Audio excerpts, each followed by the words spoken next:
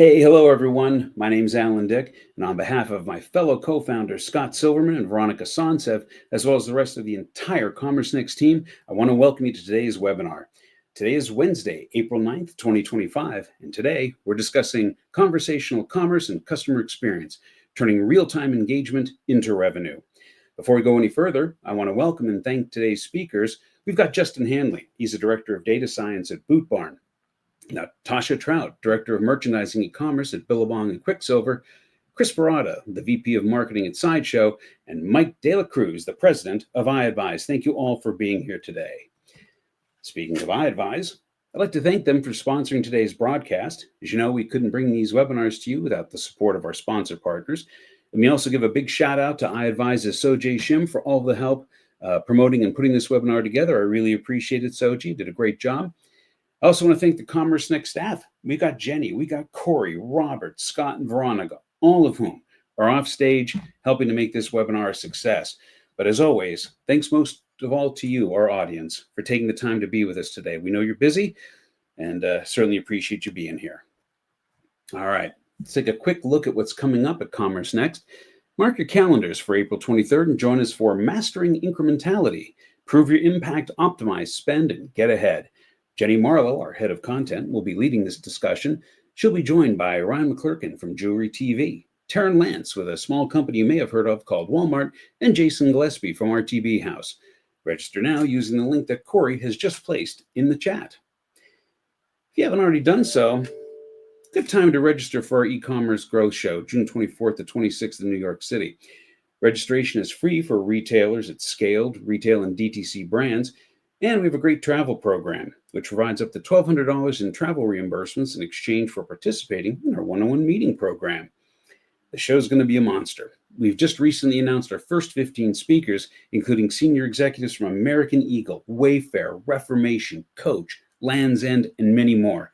You can learn more at commercenext.com/conference and register using the link in the chat. Our YouTube channel, it just keeps growing and growing. We have over 500 videos covering everything digital commerce. Topics include acquisition, retention, leadership, research, trends, retail technology, and so much more.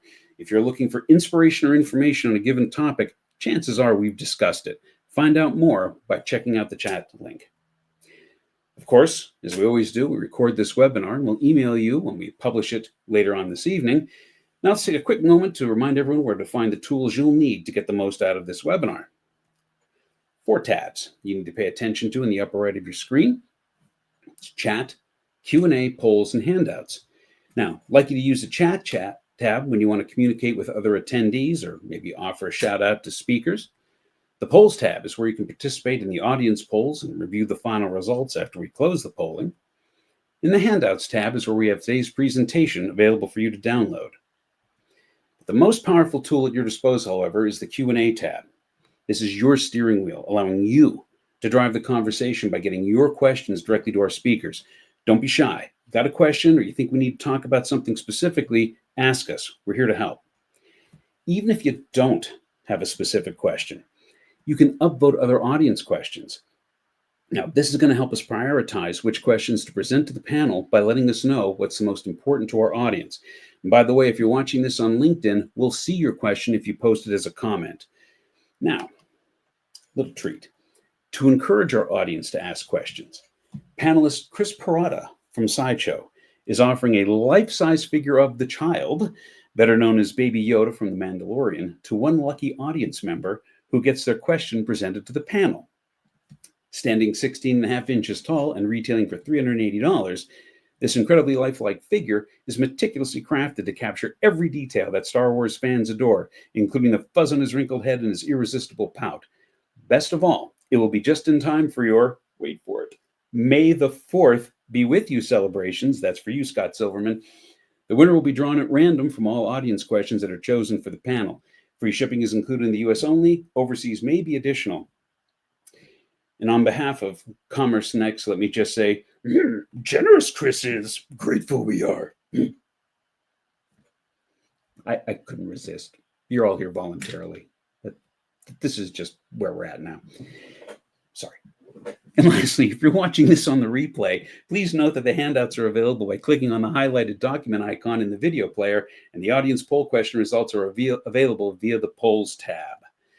All right, Rob, let's bring up Mike De La Cruz to the Commerce Next virtual stage. Michael, how are you doing today?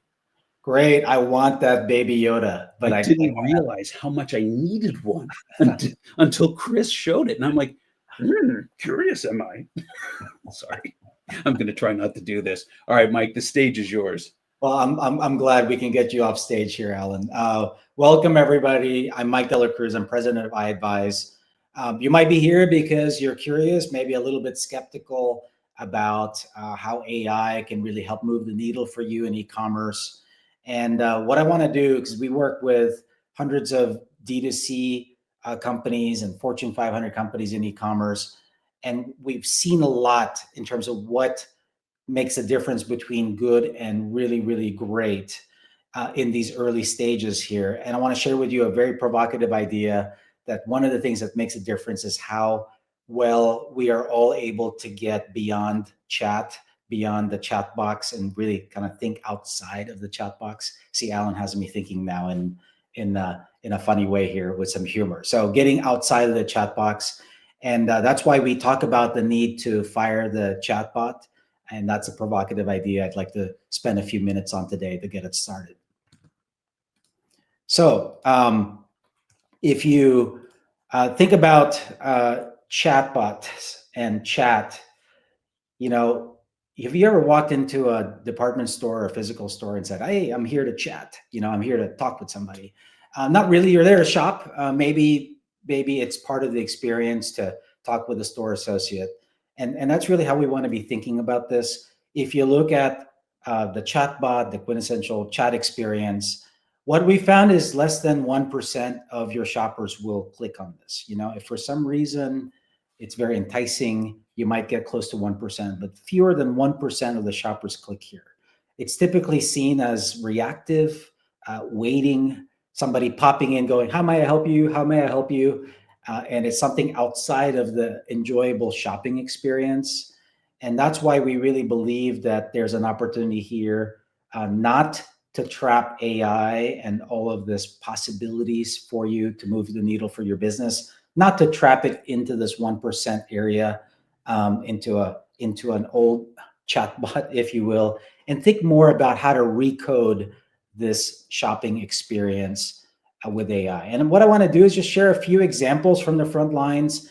We have a huge distribution of success with our customers, good to great. I mean, and what does great look like when you get outside of the chat box? So I want to share kind of 3 simple ideas here just to get us moving. So the first is, we'll hear from Chris and Sideshow in a minute. Very cool, very fun e-commerce business. So you're going to hear more about that. But I just want to use something that we're A/B testing with Chris. We're always A/B testing with him and Sideshow. Where how can we engage shoppers, online shoppers, in a very, very different way? And it has to be proactive. It can't be intrusive. It's got to be very helpful. And it has to be a little bit fun. And so, when you're shopping for collectibles on Chris's site, Sideshow, you'll see that there's, you might notice something that we're A/B testing, an AI assistant that's helping you maybe find your next grail, find a unique gift, looking for some recommendations. And kind of that's a start. What we find is there's a lot more engagement here with shoppers and a lot better benefits in terms of making the experience fun and premium. Okay.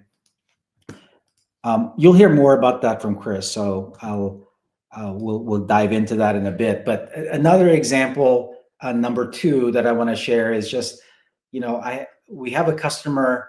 They do they sell low-cost glasses. I've got several pairs of these. My family's all over these now.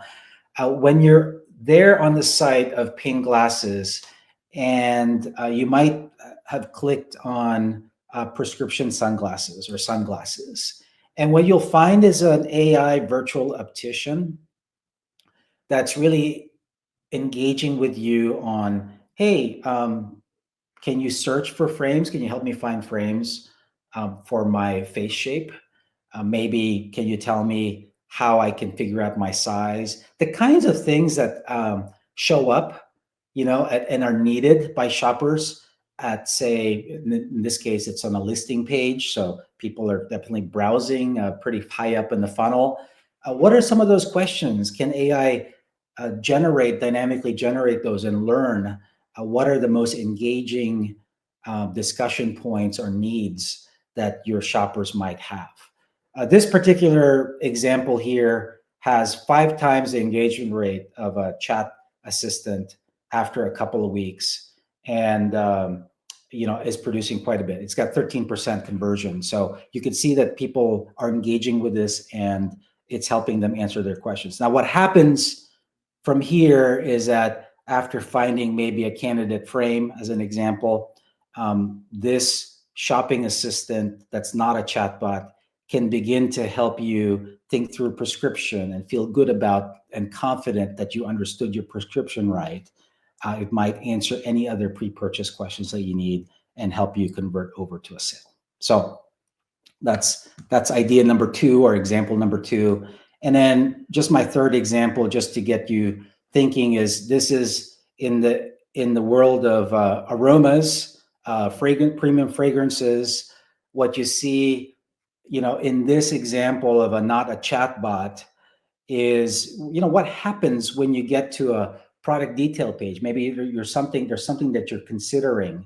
Shouldn't the shopping assistant begin to think about, what you might need and help you navigate all the things that might already be in the detail page, but engage with you in a way to help you and guide you to a confident sale?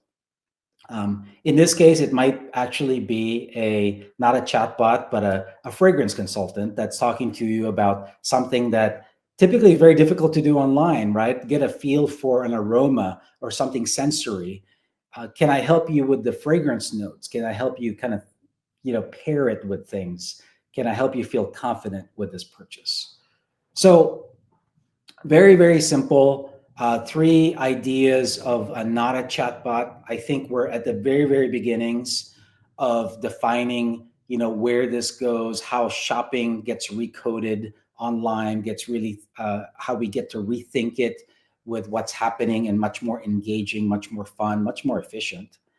And one of the things that we're seeing is this start of something different, that if we're thinking outside of that chat box, that very limiting chat box, how can we be much more engaging?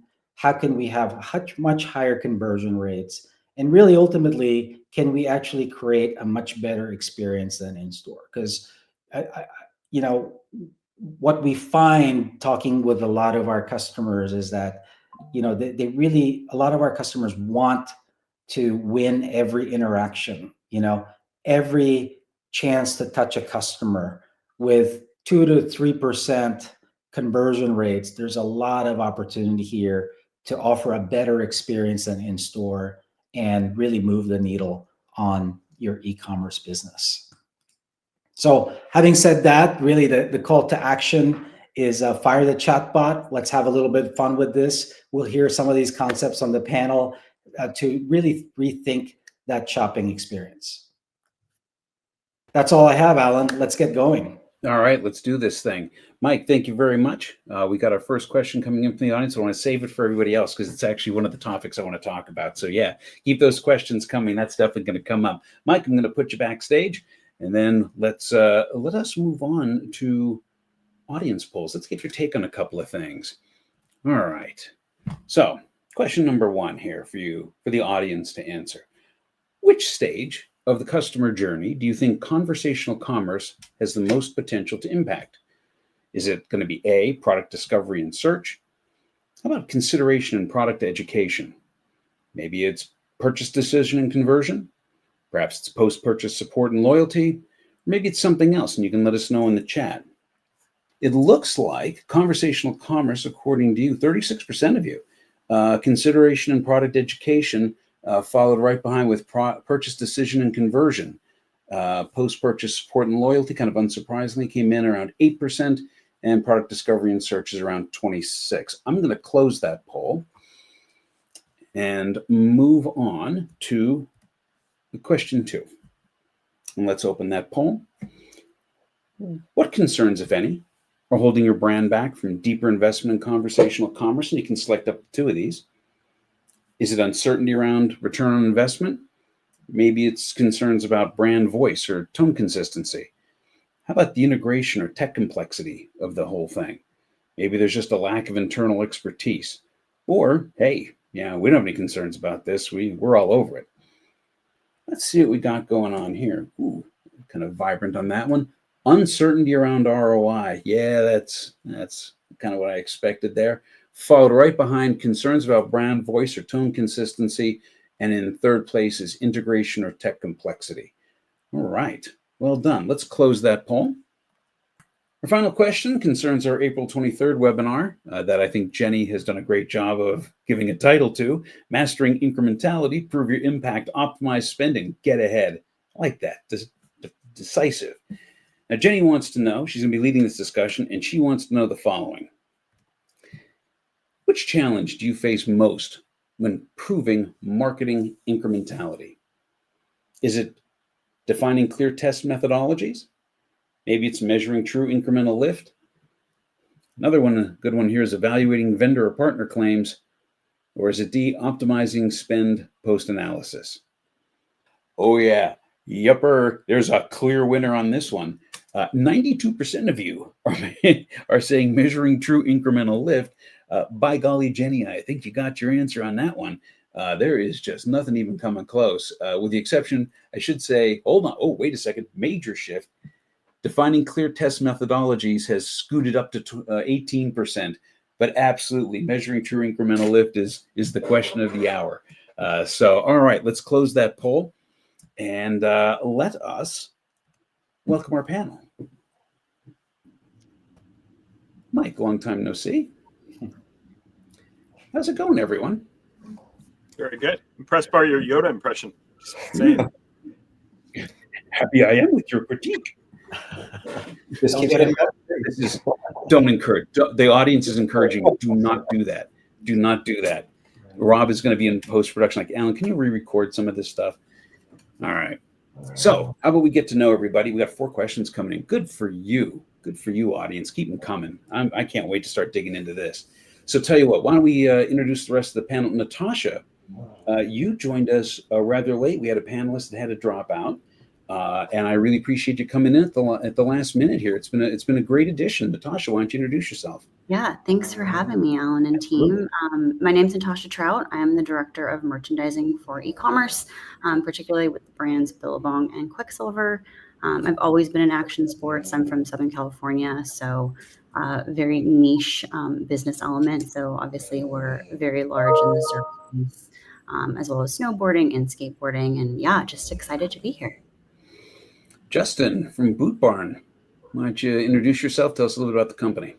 Absolutely. Hi, all. Yeah, thanks for having me. It's a pleasure to be a part of this great thought leadership group. And I'm Justin Henley. I lead our data science customer intelligence team here at Boot Barn. And for those that might not be familiar, Boot Barn's it's a multi-billion-dollar national Western and workwear retailer. We have about 450 stores coast to coast and a fast-growing e-commerce presence.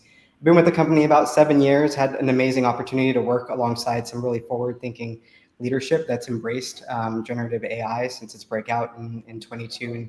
And we're looking ways that we can kind of really better serve our customers, help improve some of the tools that our internal team is using, and just really happy to be a part of this great group to share our experiences. Now, Boot Barn has always been a good supporter of Commerce Next and a real contributor to the community, so I definitely appreciate you being here as well. Chris, you are relatively new to our group, but I think you might be the man of the hour with the Baby Yoda action going on. Oh, you're welcome. Yeah. Well, thanks for having me, and thanks for having us participate. I'm Chris Parada. I'm the VP of Marketing and Digital Experience at Sideshow. I've been with Sideshow for about 25 years. And before that, my claim to fame was founding the internet's first Lord of the Rings fan website, thewondering.net. So I've been a geek my whole life. I might not look like it right now, but full-on geek, trust me. That explains 22 years at Sideshow. Right. Exactly. Sideshow makes high-end limited edition collectibles. Not the stuff you might find at your mass retailers, but individualized, hand-painted items that are highly specialized for a very special category of customer. I'm excited to talk about it, and I just want to get this out of the way because I'm a pretty straight shooter. I'm here on behalf of iAdvise because we're a client of theirs. We love them. We use them as one of our great examples of a partner and an agency that just works for us and works with us, and we see that real value. So that's the only reason I'm here.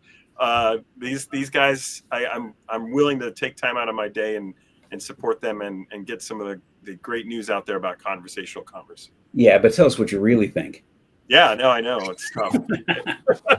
No, it's been great. I know that we like to always have one of the clients on board. Just gives another perspective on the whole situation. So thanks for joining us, and again, thanks for that gracious gift. Very nice of you to do that. All right, let's jump into this thing. I want to begin by thinking about this from the product discovery and AI standpoint.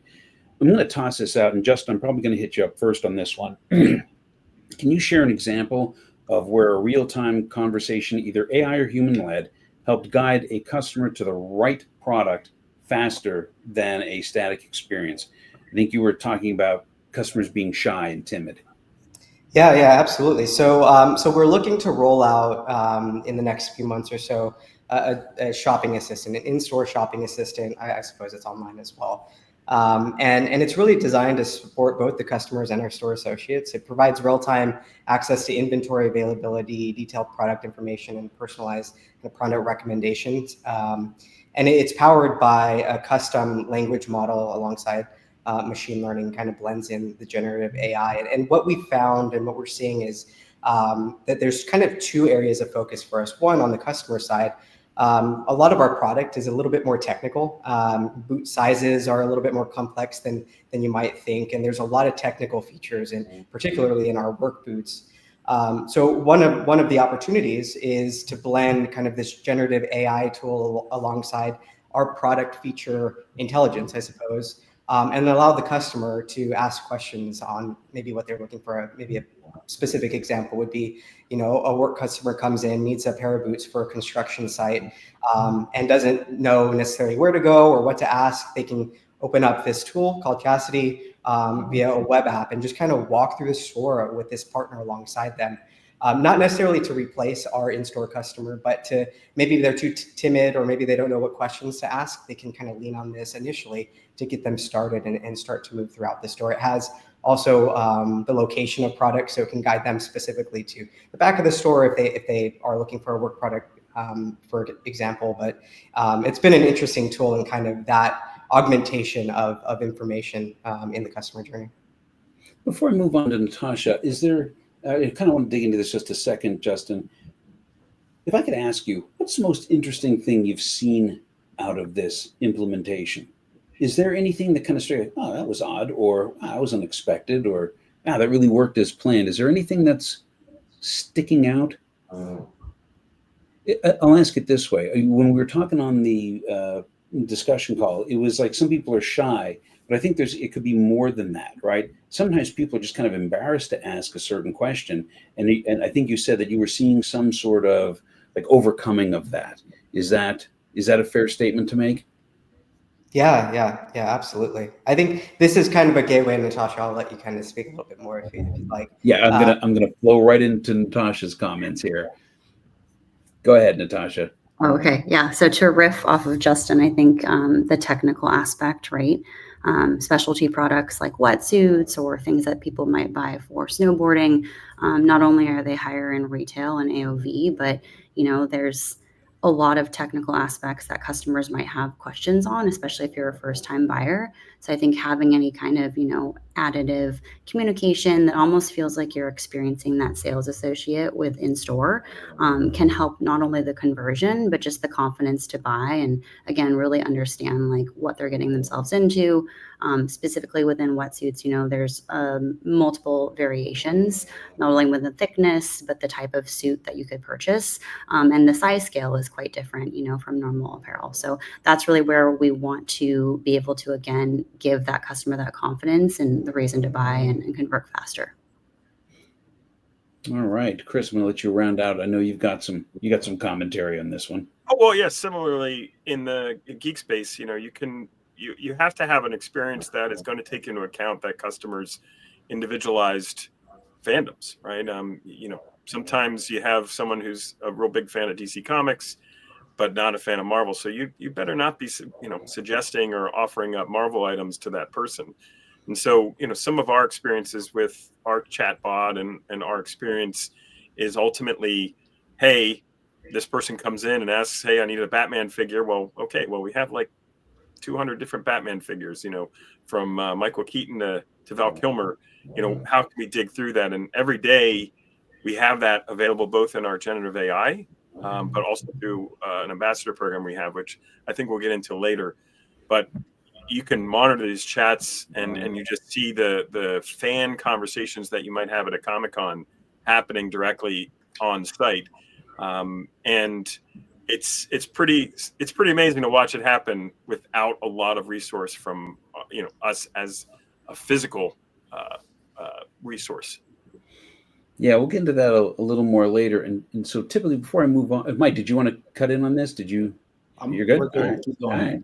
So you're leaning in. I was like, all right, Mike wants to get in on this one. I normally wouldn't go to an audience question right now, but it's directly pointed at Justin. This is from David Weissman. He's asking, what problem are you trying to solve with the in-store AI advisor? What specific problem? Did you?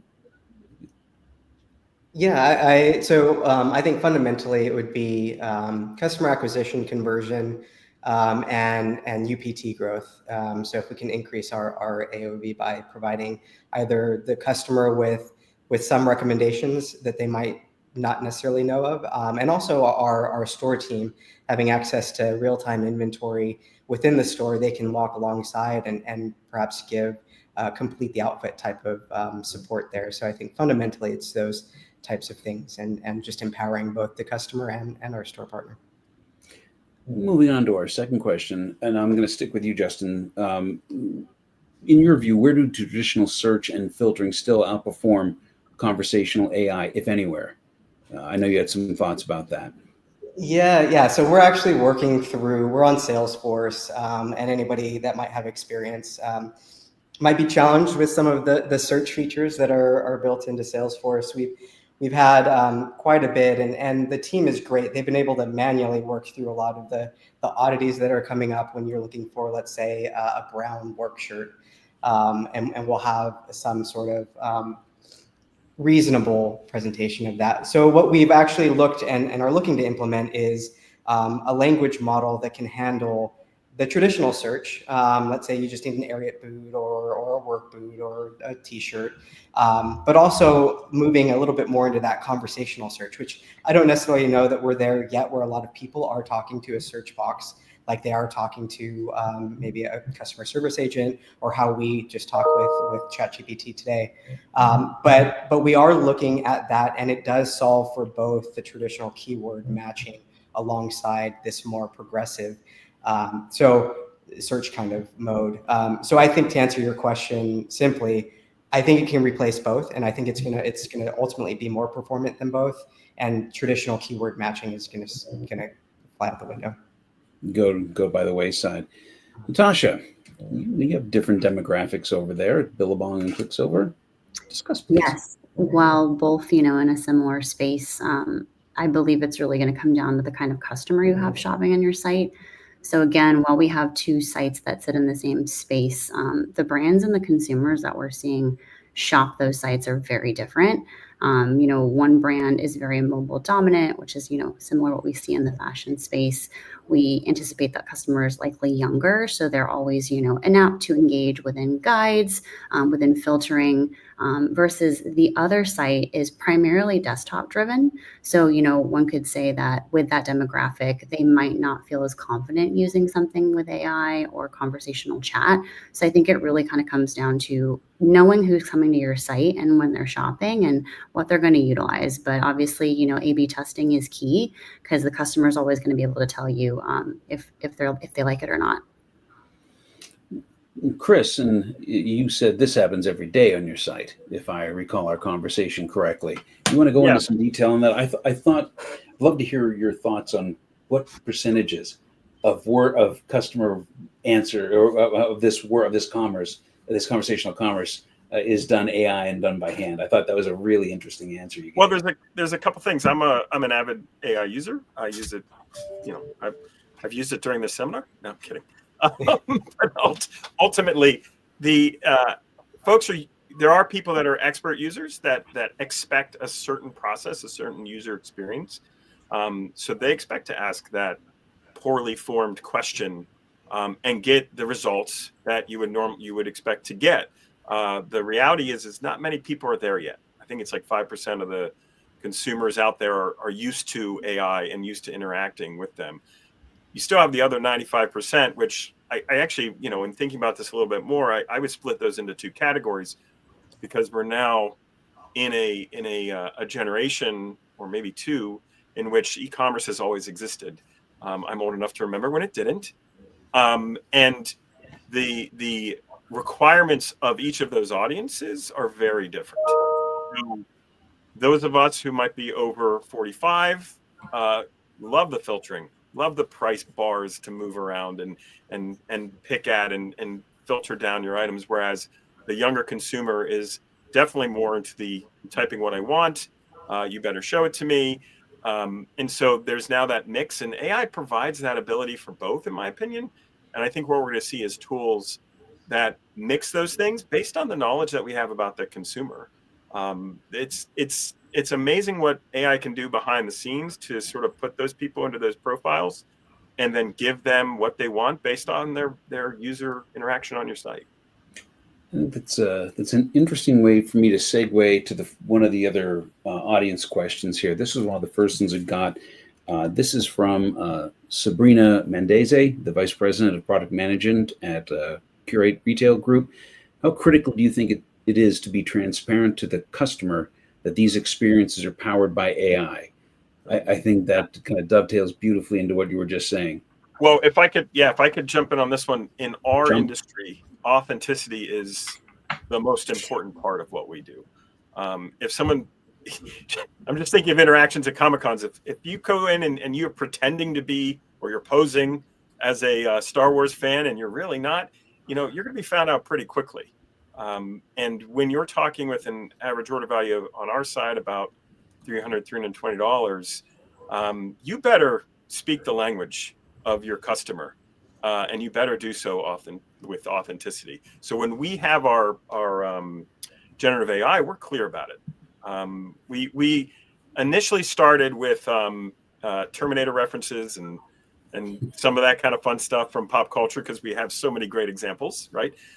We were the first, I think, on the platform to use animated GIFs in a little bot. So we had like a C-3PO head turning, and we definitely nod to the fact that this is AI. But then we're really clear about, like, hey, you don't have to get stuck in this. Like, feel free to talk to one of our ambassadors or our customer service reps. Yeah, it's really important to be authentic. Do you think your audience, because it is kind of geared to the future and science fiction and like technology, do you think they're just much more accepting of this than the standard audience would be, or is that? I think like any audience, it's all based on how well the technology performs.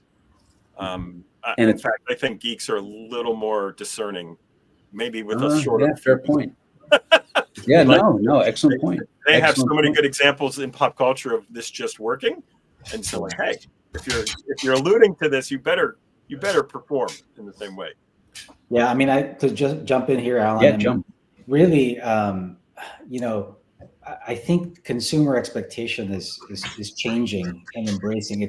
It's one of these things where more and more people use generative AI, and it's one of those things that we're looking for how to apply it within our use cases in the industry, rather than having to evangelize, kind of a new way, say, to do that. So it's really us. We're thinking about the user experience. We're thinking about how to make this great, in terms of what people might be trying to do with our site.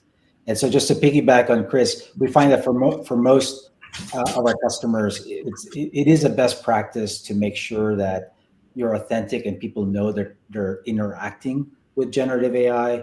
I think the interesting thing here that's outside of that interaction is, there's a lot more, of course, that's happening where content, copy, everything is being generated by AI. And at some point, I mean, there's AI everywhere in the experience. So I think it's becoming more embedded, like a technology. But once there is a authentic interaction or kind of an engagement, I do think that there's another bar where you have to be very, very clear that, and it could be in a very humorous way, like Chris's Yeah. team like to do, is really engage the shopper. And if I could just throw in one more thing about this, if you're not authentic, if you are hiding it, it's my belief that your brand takes a hit, not just from the inauthenticity of it, but potentially maybe someone doesn't know your brand, but they experience something that says, oh, this is AI. Well, how do I know this isn't a scam? How do I know this is real product? And I think a smaller brand like Sideshow, right? If someone lands on our site and they don't know us, right? What distinguishes us between all those other sites they get for ads for on Meta platforms, right? And that's why everything they do on the site needs to be authentic. I agree. And one last note there, if you haven't seen the commercial, Coca-Cola came out with a generative AI commercial during the holiday, and they got a lot of backlash without calling out that it was created by AI. So they backtracked a little bit there, but you see it from a known brand, unknown brand. I think there is a lot of sensitivity to it. That's interesting. So you can see all the questions kind of coming in from the audience, and authenticities in some. I was about to ask this. So Remy Mora was asking, with generative AI deeply embedded in chat interfaces, what happens to brand authenticity and voice? Remy, I'm going to give you that one. Are there any other comments on authenticity? Because I think it's really important. Like if you're, like in Chris's point, if he's drawing all this information from this vast wealth of knowledge that all of his clients and advocates have, that could be a potent piece of AI to figure out what you want, right? But if you're drawing from general sources, I don't know if it's as good. I mean, any other comments on authenticity before we move on? Well, the other really critical piece to remember is, especially in a pop culture world, in a licensed product IP world, we're a global company. We ship to 213 countries around the globe. We had explored language adjustments in our potential chatbots, or we're close to that with generative AI. So if you turned on that switch and you're calling Wonder Woman something different in another language that isn't how they understand Wonder Woman, that's a big problem, and that's an immediate red flag. And someone had mentioned brand affinity, right? You immediately lose that with anybody if you say anything inauthentic. So yeah, you have to be really careful in the execution as well. Yeah. All right. To add to that, just briefly, I completely agree. And from a customer perspective, I think it's good to be transparent.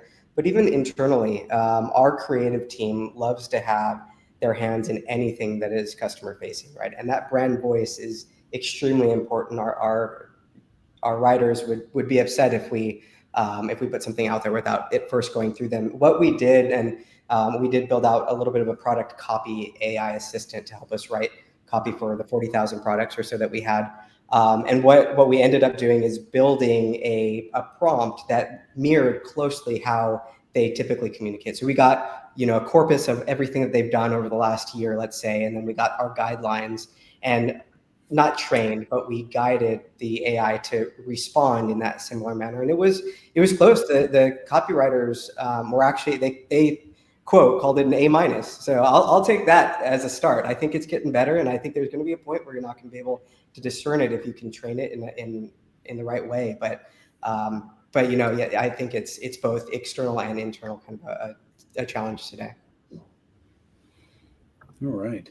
We're getting just great audience questions here. Corey's fingers must be burning as she's trying to cut and paste all these into the StreamYard chat. But there's a couple in here I absolutely want to get to. And I love it. I love it, audience. Thank you so much for that.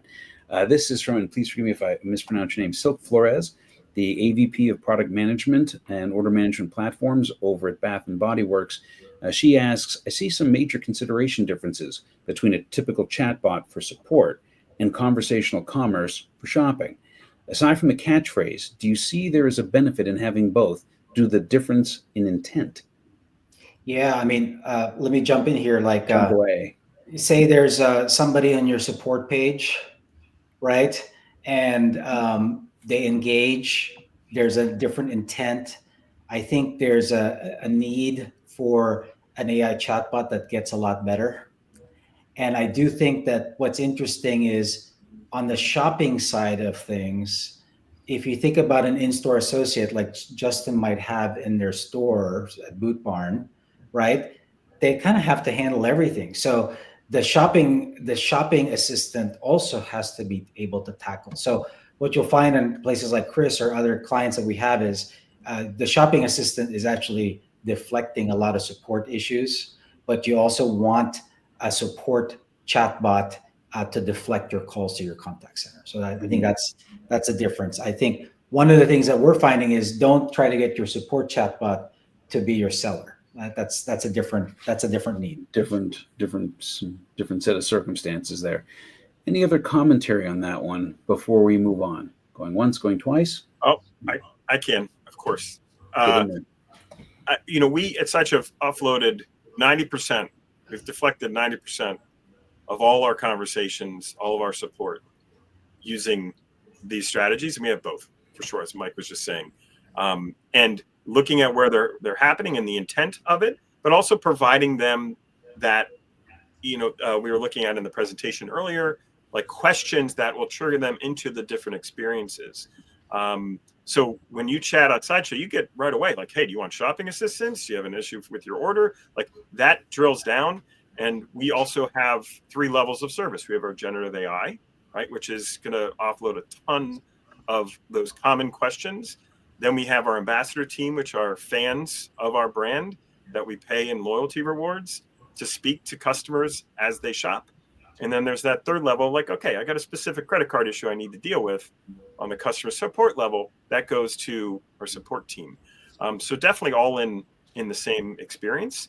And if you do it right, it flows very naturally. Can you dive in a bit more on the ambassador program? When you were talking to me about that, I'm like, oh yeah, that's just smart. Like, So I love it. yeah, so the product within iAdvise is called eBoo. It's what's distinguished. It's actually what attracted me to iAdvise as a customer so many years ago. Unlike most chatbots or chat experiences, they offered the ability to talk to a human being 24 hours a day, 7 days a week. What you do is you recruit passionate people about your brand. Now that's a little easier on Sideshow side, right? We have all major licenses from all pop culture, and you're going to have people that have different levels of excitement and interest. But in those groups of people that obviously have a lot of disposable income, you're going to have highly educated people that can communicate well. And as a result, finding 20, 30 of those people that want to sit on their phone while they're watching the latest Daredevil episode, who want to take someone on our site, say like, yeah, hey, you're a Daredevil friend? Sure. Did you check out this poster? This is cool, blah, blah, blah, right? Those people are game changers for us. We are a small enough company, we could not do 24/7 support authentically, right? That's the critical piece, authentically. We could keep hiring people, but that was never going to be an option for us. The ambassador program opened up that for us. And like I said, we pay these folks in loyalty rewards to our site, right? Yeah. So they're advocating for our brand while collecting even more from our brand. And we have folks that fund their whole addiction, we'll call it, to these items, right? So it's a game changer, especially the Boot Barn, Billy Bong, Quicksilver. You guys have strong brands. This is exactly the kind of thing that you get those passionate people in there. You do need, obviously, moderation. You need people to someone in charge of the program in collaboration with the eBoo team to make sure that hey, things are going the right way. But it's absolutely amazing. And the CSATs, I mean, our NPS is 70 plus. Like the impact this has had on our business is so significant. So it's a great program. It's Alan. One thing is this: like this is one of the aha moments for us as we thought about generative AI and the shopping assistants. To see the passion of some of these ambassadors, it is not they're advising, they're helping people with everything. They bring a passion and authenticity to the brand. This was one of the bars that we set in terms of, gosh, we really see that as an inspiration. We want our generative AI experiences to be like that because Chris has this fan base, right? And we need to kind of create that. We wanted to find a way to replicate the passion there and be able to have it scale across all of the e-commerce experiences. So that's why it's really been a great aha moment for us to say, a shopping assistant and shopping assistants, from ambassadors or AI really have to feel different than support. Justin and Natasha, I mean, I think Chris has a very loyal, very excited, deep, like he has almost the perfect demographic for this. But I still got to think, you got to have folks that are just passionate about Western wear and boots, and people are just passionate about, their surf wear, the gear that they need. Like, how are you currently doing this? How are you currently getting those folks into the conversation? And I know we didn't prep on this question, so I'll take blank stares of indifference. But Justin or Natasha, just jump in on this. Got anything for me? I would say it's something we're definitely looking into. So I think this is a great exposure for myself and these brands, to kind of figure out where this fits in our journey. I do go back to the different types of customers, right? While we're very specialty and we have wetsuits and, snow, we do have a large amount of customers that are coming in that are maybe newer and are viewing us more of like a fashion brand. And those customers might be more inapt to want more guidance. I think especially around like peak shopping times, like the holidays, where maybe a grandson or a granddaughter had listed one of these brands on their Christmas lists, and you have someone that's, no affiliation with these brands, doesn't really understand the navigation or maybe even the terminology, right? I know swimwear, board shorts, bikini, right? Everything is different from a vernacular perspective. So I do think that's something that we're looking into to figure out, where it fits in. I don't necessarily think it should be all the time throughout the entire experience for our customers, but I do think there's a time and a place dependent on the journey and probably the experience that they're having on site. Justin, you want to jump in on this, or? Yeah, We're good. I agree, and I actually we're looking to revamp our current loyalty program. Very basic right now, and it was by design, simplicity. So, actually, in talking with you, Chris, or hearing about you, I'm actually going to look into Ebu and see how we can implement some of these things with our existing base. And I think similar to what Natasha was saying, we have those brand loyal customers that are going to come regardless of the program, but it's those people that are on the fence, or they get little small bursts of our brand, right, where we want to capture them and keep them involved. And I think word of mouth is a huge opportunity, and thinking from a social perspective and from an ambassador perspective, that's something that could be real. Yeah, I didn't necessarily mean to give that easy of a question to Chris, but I think Justin and Natasha, you may know a guy who can help you out here. Yeah. I really was just kind of interested in just how effective it was, but it was when Chris was giving those stats, like, really, like, you're really posting those numbers with this. I'm like, it just solves so many problems. I just dig it. I won't go on about it. I'll throw one more nugget at you. Oh, go right ahead. Everybody in the audience. So if you implement a program of that, you need someone managing it on your side, but creative management, just like anything. Hey, incentivize, right? All your ambassadors have a giveaway every month. So you're doing a giveaway, just like the child that Grogu, that we're doing for this seminar. Do these incentives. Black Friday, right? You're on full-time staff, can't work, right? Your ambassadors want to work. They and give them incentives, double rewards for working over Black Friday. You work that program just like you would any sales team, and you'd be really impressed with how it runs out. And give them the tools. That's the other thing we can do behind the scenes. We give them tools like, hey, if someone's really interested, you've been talking to them for 20 minutes, give them a 10% off discount, right? Just for them, go through there. We can do that through the platform. It's like I said, it's a powerful sales tool that has been game changing for us. I hear you, brother. I hear you. All right, got a bunch of other questions here, and there's so many good ones here. I want to It's Jenny Zhang. Hey, Jenny, thanks for joining us today. She's the VP of Luxury Retail Marketing and Strategy at Tom Ford Beauty at Estee Lauder. She wants to know, do you have any recommendations on how best to train internal teams and employees to upskill them so that they know how to optimize AI capabilities when developing ongoing strategies as well as carrying out day-to-day operations? This goes right into the question I want to talk about internal teams and management. So I'll read it again. It was long. Do you have any recommendations on how to best train internal teams and employees to upskill them so they know how to optimize AI capabilities? That's a jump question. Justin, I see you smiling, man. Either you're nervous or you're leaning into this.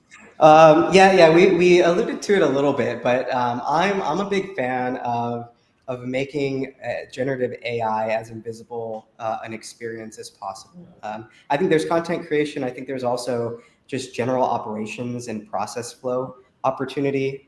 So specifically for our copywriters, I see what the tool that we built is really just an augmentation of what they're using. They, let's say they have an idea and they can drop it into this interface that we've trained to kind of tune it to their skill set or whatever task that they have at hand. So in essence, we're just exposing this tool, working with them to create and make sure that we can mitigate any of the hallucinations or any challenges they'd have with creative, and making it as streamlined and invisible as possible.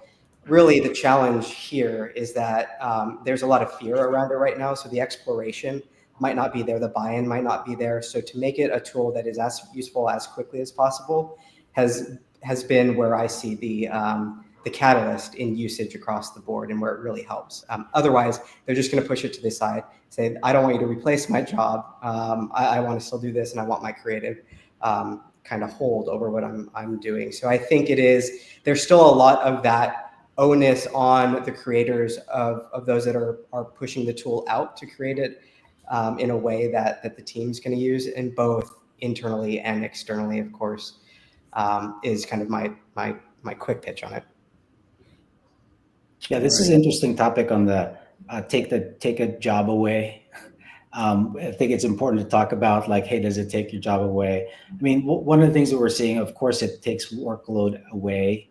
But one of the things we're seeing is a real opportunity where there's so much open space, is there's a lot more need, for help and assistance and guidance throughout your e-commerce experience to kind of attack that 97% drop-off rate, and really the opportunity is to get there and to help remove all the shopping friction in places that we really just can't scale the human beings for. So I just feel I think it's so important because we just don't see it in our projects. We don't see a lot of agents getting removed. What we see is that they're able to, all these brands are able to reach consumers that otherwise would have abandoned, And so I just think it's such a powerful idea because it's counter to the fear around it and the discussion around this, that it's about jobs. And I think thinking that way, then it's like kind of should be really motivating for all of our colleagues and our teams to say, well, how can we do that? How can we do better? All right. So this is just unbelievable. We have 5 minutes left. This is just silly. There's so many good questions here. So this is what I'm going to do. This is a quick one for you, Justin. This is from Ankita Suthar, Senior Engineering Manager, Ecom and Web over at Netgear. She asked, Justin, sounds like Boot Barn is ahead of applying various use cases of Gen AI in content generation, in-store AI shopping assistance. Would love to hear more about how you got started with custom LLM. Great question. I appreciate that. So I'm a tinkerer, and in the data science space, this kind of works naturally in all of the things that I've done. I do think I had the benefit of having a really forward-thinking leadership group that was on board day one. They saw the opportunity and the power that it did have and wanted to explore it more. So leaning into that a little bit, what I just kind of did was explore it. So I'm sure there's some curious people at Netgear that can that do the same. What I started to do is just play around with the different tools and the different ways to really think about this in a practical perspective within the organization. I think to a part of your question, what we've built as a custom LLM isn't necessarily to train our own. I wouldn't say we have generative AI resources that are going to build this massive model that can compete with what ChatGPT is doing, or OpenAI, what Claude and Anthropic is doing, or any of those foundation models. But there is something called the RAG approach, retrieval augmented generation, where you can sit your data, your proprietary information next to a foundation model and update it. And then it'll basically feed out exactly the relevant information that you're providing. So we've explored that and has allowed us to get up really quick without a ton of resource, and something that creates it to be a tool that's relevant enough that we can use both internally and externally. That's outstanding. I'm going to do two more quick questions here. This is Nathan Allen, an e-commerce analyst at Liberated Brands. Natasha, I'm going to send this one to you. What kind of positions, teams within a company should be the owner of these types of technologies and processes? Seems like there would be many stakeholders that would need to be involved, but who actually owns the conversational bot?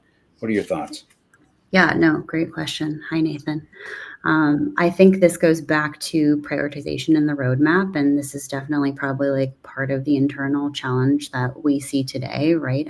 Another one being like, is it brand right for your brand and your customers? But I think as long as you have some kind of roadmap where you can build out, what's next, probably identifying, if you have the bandwidth and the teams to support this, right? Because obviously, if you have the luxury of having an analyst, it might fit within their work scope, but it might also fall within merchandising or data, science. So I think it really comes down to your company's infrastructure and also really understanding who has a stake in it and what kind of KPIs or learnings that people want. And then you guys can just build that out. So that way it's, not like a mess at the end of the day. There's a little bit more organization.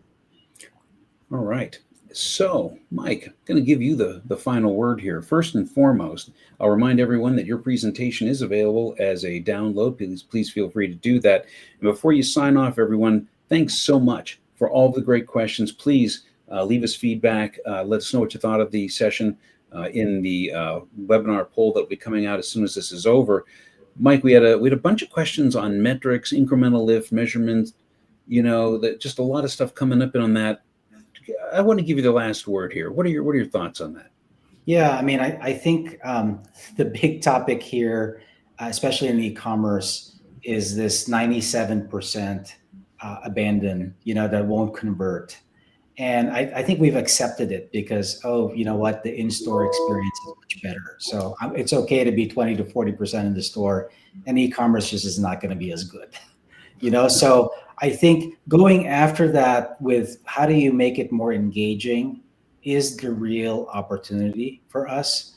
And I think, yes, it will be incremental lift, but you'll see it as we've approached the problem as an industry kind of part by part, fragment by fragment. Let's fix this PDP. Let's make the copy. Let's do that. And we have to do so much A/B testing, all the time of all of this. But really, we have to look overall and say, where are people getting stuck? What are the places we could be more proactive in? How can we help, with overall friction? I think that's where the opportunity is. That's why we say fire the chatbot, because it's like it really limits us to this 1% when we could be thinking about the 99% that are not engaging with that and are actually engaging with our content, our brand, our products.